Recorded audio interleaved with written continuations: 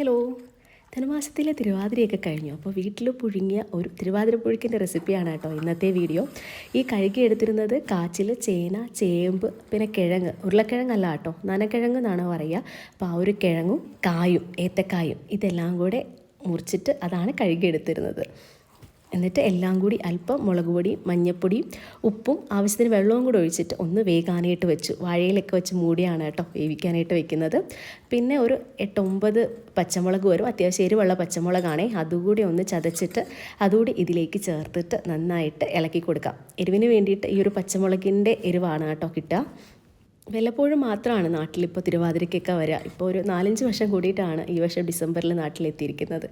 അപ്പോൾ ഈ തിരുവാതിരയൊക്കെ കൂടാനായിട്ടും ഈ പുഴുക്കൊക്കെ കഴിക്കാനായിട്ടും ഒക്കെ ഭയങ്കര താല്പര്യമാണ്. ഇപ്പോൾ ഇതാ കുറച്ച് വൻപയർ വേവിച്ചതും കൂടി അതിലേക്ക് ആഡ് ചെയ്ത് കൊടുത്തിട്ടുണ്ട്. ഇനിയിപ്പോൾ തേങ്ങ ചിരകിയെടുക്കുകയാണ്.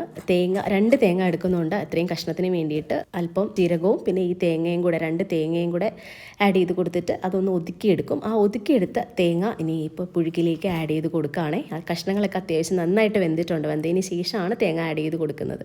അല്പം കറിവേപ്പിലയും കൂടെ ചേർത്ത് കൊടുത്തിട്ട് നന്നായിട്ട് ഇളക്കി യോജിപ്പിച്ചിട്ട് ഒന്നുകൂടെ ഒന്ന് ആവി കയറാനായിട്ട് വെക്കും. ആ ഒരു തേങ്ങയും കൂടെ ഒന്ന് വെന്ത് കിട്ടണമല്ലോ.